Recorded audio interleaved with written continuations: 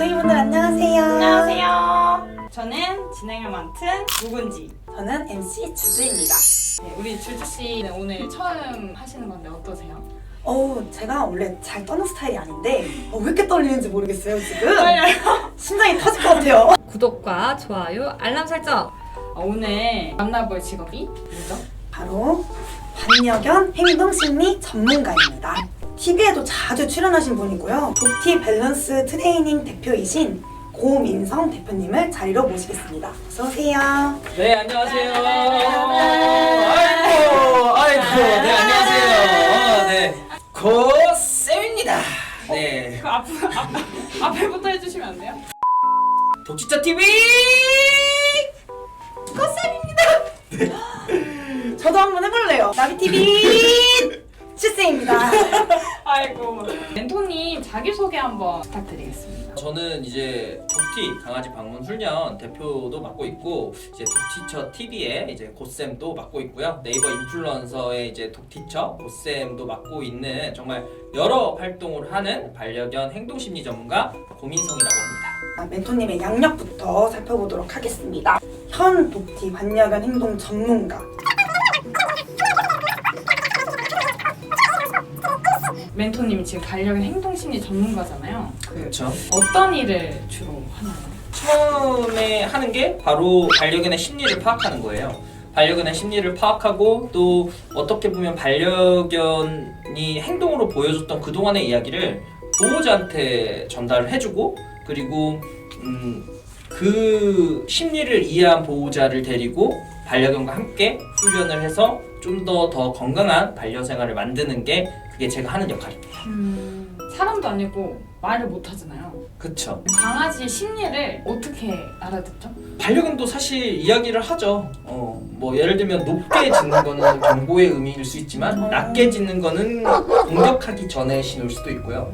그리고 반려견이 예를 들면은 입 주변을 이렇게 하는 거는 뭐 순전히 뭐 입맛을 다시는 경우일 수도 있지만 사실 스트레스가 돼도 이런 행동들도 하고요. 이렇게 관찰을 해서 보호자에게 전달을 해주죠. 멘토님은 언제부터 그렇게 반려견과 사랑에 빠지셨어요? 저는 한 3살인가 4살 때 사실 시골에서 살았어요. 새끼 강아지가 이제 태어나게 된 거예요. 근데 이제 그때 기억나는 게 아빠는 새끼 강아지들이 어떻게 보면은 제가 이제 만지면 다칠 수 있으니까 근데 또 이제 제가 새끼 강아지 너무 만지고 싶으니까 아빠 안 볼 때 그 들어가지고 막 그 동물농장에 많이 나온 장면이죠. 애기들이 막 맞아요. 위험하게 막 그 정도로 좋아하고 끌리게 되는 거예요. 강아지는 계속 그냥 어렸을 때부터 좋아했던 것 같아요. 몰라요. 끌렸어요.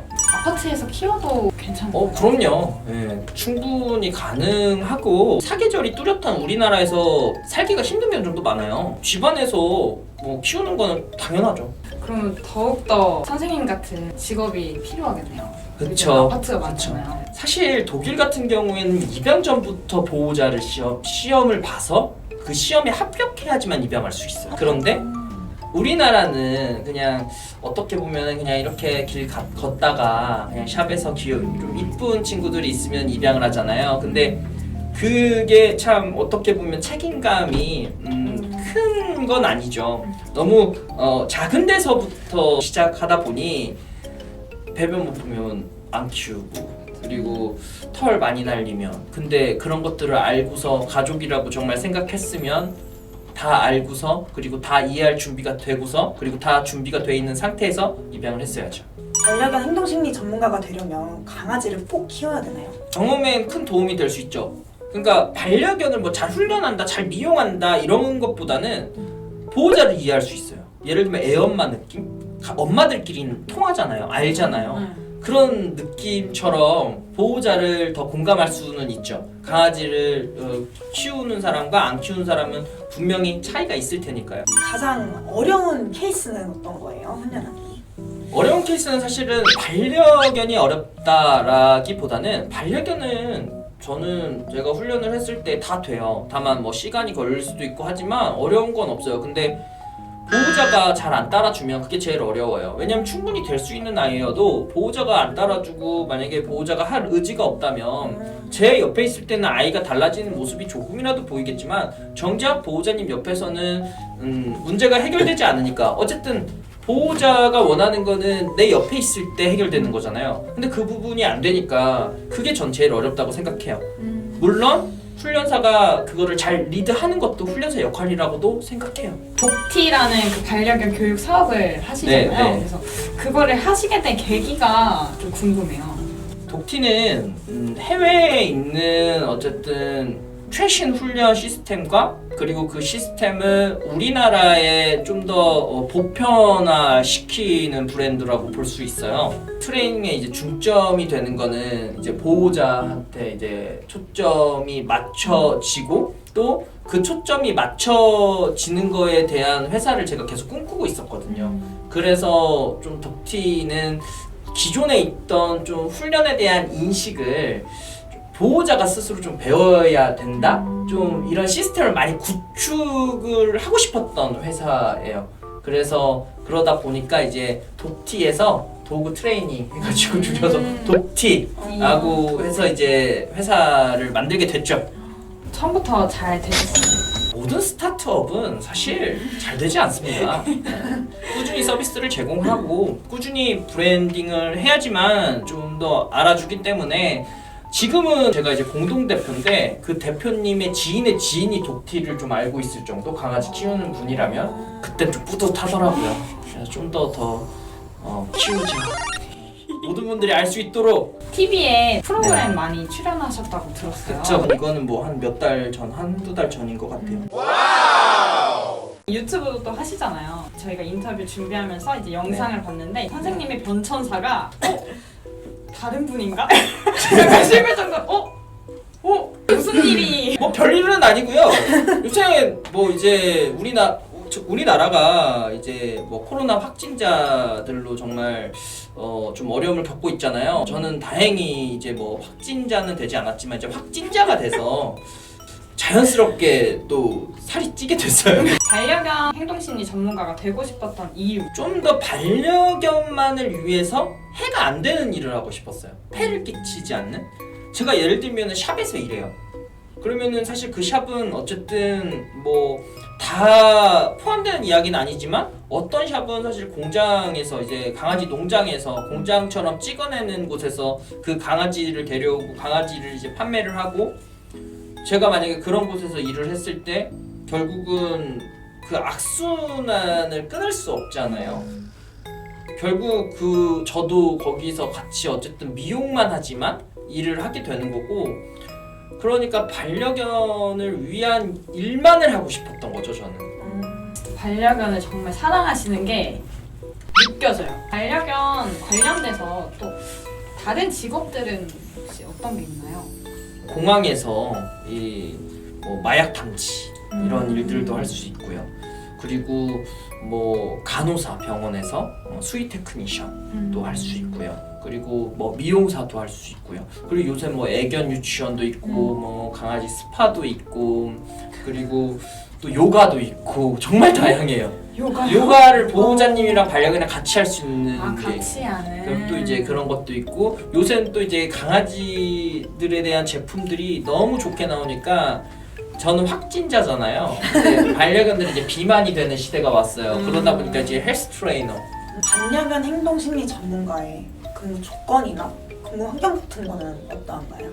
뭐 자유롭게 프리랜서처럼도 할 수 있고요. 아니면은 회사에서 뭐 방문 훈련 일정을 잡아서 이렇게 왔다 갔다 하면서 회사 일도 하면서 9시 출근, 6시 퇴근 뭐 이런 것도 있는 건가요? 있는 데도 있고요. 없는 데도 있어요. 자유롭게. 왜냐면은 프리랜서면은 이제 프로테이지마다 이렇게 수입이 있으니까 주말에 보통 출근을 많이 하시나요? 거의 반려견 관련 일은 주말에 못 쉬어요. 거의 보호자들이 주말에 쉬니까. 그쵸. 그때가 바쁜데. 배변 패드가 있는데 카펫에다 다른 곳에다가 하는 경우에는 어떻게? 카펫을 치우는 게 가장 좋고요. 아무래도 카펫이랑 배변 패드랑 촉감이 비슷하다 보니까 생기는 문제일 수 있어요. 그리고 저 어릴 때는 실수도 할 수 있습니다. 제가 배변에서 가장 필요한 거는 진짜 혼내지 않는 것부터 시작이거든요. 혼내봤자 아무런 진짜 도움이 안 돼요. 또 두 번째는 분리불안 장애가 있는 강아지 강아지. 분리불안은 보호자가 나갔다 들어옴에 이 신뢰관계가 정말 중요해요. 그러니까 나갔다가 죽어서 올지도 모르고 다쳐서 올지도 모른다고 생각하니까 혼자 있을 때 불안한 행동을 할 가능성이 너무 높거든요. 그래서 나 그냥 시장 갔다 온다 이런 분위기만 내주면 돼요. 근데 여기서 더 이게 수렁으로 빠지는 게 분리불안이 있는 반려견들의 보호자는 나갈 때 더 불안해하고 더 두려워해요. 하지만 이건 더 심화시켜요. 때로는 좀 덤덤한 태도가 필요하거든요. 이 경우에는 이제 수많은 원인이 또 존재를 하기 때문에 이 심리만큼은 이게 우울 증상과도 가장 또 유사한 행동이어서 전문가와 함께 해결하는 게 정말 좋아요. 다양한 원인이 존재해요. 이거는 간단한 말로 표현할 수 없어요. 한 가지만 이야기 드리자면 밖에 있는 누군가를 만나고 싶어서도 반려견 분리불안이 온대요. 아 그래요? 근데 그게 사람일 수도 있지만 밖에 있는 비둘기, 나무까지 돌일 수도 있어요. 정말이에요. 그러니까 그런 걸로 인해서도 올 수도 있고 다양한 심리에서에 대한 원인이 존재를 해요. 하물며 집에 있는 물건이 무서워서도 분리불안이 올 수 있어요. 그러니까 정말 다양해요. 그 다양한 원인을 좀 발견해줄 전문가를 만나는 게 중요하겠죠. 공격성 보이는 그 강아지. 막 낯선 사람 오면 막 물고.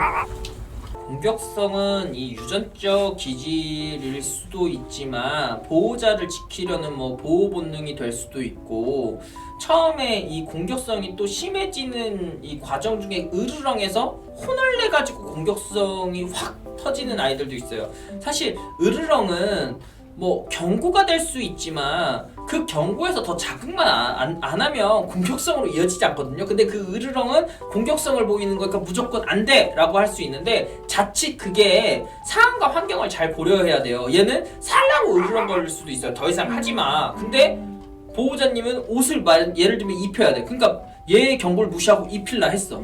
그러면 이제 거기서 공격성이 또 터지는 경우. 근데 그때는 옷에 대한 사회화를 기른 다음에 입혀도 되는 거거든요, 사실. 동물을 무서워하는 사람도 이 일을 직업으로 할 수 있을까요? 직업은 할 수 있겠죠. 좋아는 하나 봐요. 무서워는 하는데 노력한다면은 할 수는 있지만 이게 어떻게 경험하느냐에 따라서 그 무서움이 해결될 수도 있지만 더 트라우마가 될 수도 있어요. 할 수 있다고 저는 생각해요. 저도 무서워했어요. 저도 정말 이 직업 하기 전에 다른 강아지는 또 무서워도 했고 하는데 지금은 이제 전혀 무섭지 않죠. 왜냐면 반려견을 이해했을 때부터 무섭지 않더라고요. 보통은 크게 짖으면은 무섭게 느끼잖아요. 그런데 낮게 짖는 게 더 무서운 거거든요. 그게 공격할 가능성이 더 커요. 막 왜? 이렇게. 근데 이거는 그냥 경고일 수 있어요. 4차 산업혁명 시대에 반려견 행동심리 전문가가 직업으로 계속 유지가 될 수 있을까요? 지금도 동물들 행동이나 목소리를 분석해서 심리를 파악하는 기술이 발전하고 있잖아요. 그건 모르겠어요. 그래요? 근데 아니 왜냐면 요새는 정말 또 다양한 또 시스템도 나오고 제가 가장 존경하는 인물이 바로 일론 머스크. 그분의 이제 자료나 이런 것들을 보면은 너무 진짜 신기한 것도 많은데 현재 기술로는 불가능하다고 볼 수 있죠. 미래는 누구도 예측 불가능해요, 사실. 제가 미래에 이게 이거 정말 크게 되겠다 하고서 결정한 직업은 아닙니다. 여러분들이 좋아하고 여러분들이 열정적인 직업이 가장 미래엔 전망이 좋은 직업이라고 전 생각해요. 맞아. 반려견 행동심리 전문가를 꿈꾸는 친구들에게 한마디 해주신다면? 반려견을 다루다 보면은 좀 안 좋은 것도 배울 수 있어요. 예를 들면은 좀 더 뭔가 간단히 편하게 반려견을 대하려고 할 때 좀 반려견에게 안 좋은 것들도 종종 이루어지는 게 있는데 저는 이런 것들을 배워가면서까지 굳이 참고 하지 않아도 된다고 생각하거든요. 좀 더 여러분들이 반려견을 대할 때 배우고 싶은 거, 그리고 여러분들이 좀 정말 반려견을 사랑해서 할 수 있는 직업들도 정말 많으니까 좀 더 반려견을 위한 일을 항상 생각하다 보면은 저처럼 정말 저보다 더 훌륭한 전문가가 될 수 있다고 저는 생각해요. 물리셨는데. 오늘 물렸네요. 그럼 모두 나바! 나바! 안녕! 안녕! Please don't talk about